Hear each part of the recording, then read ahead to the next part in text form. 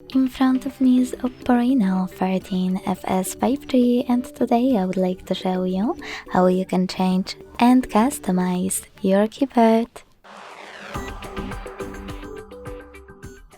Begin by launching your keyboard and clicking on this icon of a color palette at the top of it.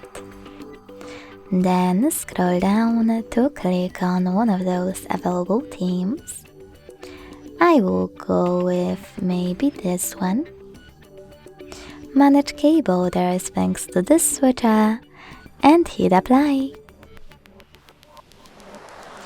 If you want to customize it though, click on the same icon and this time use this plus under my themes. Now tap on a photo you wish to apply as your new keyboard's background.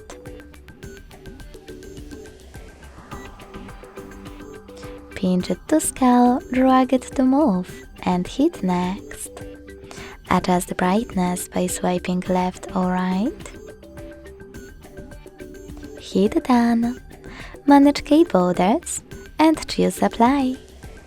Thanks so much for watching. If you enjoyed this video, don't forget to leave a like, comment and subscribe. Bye!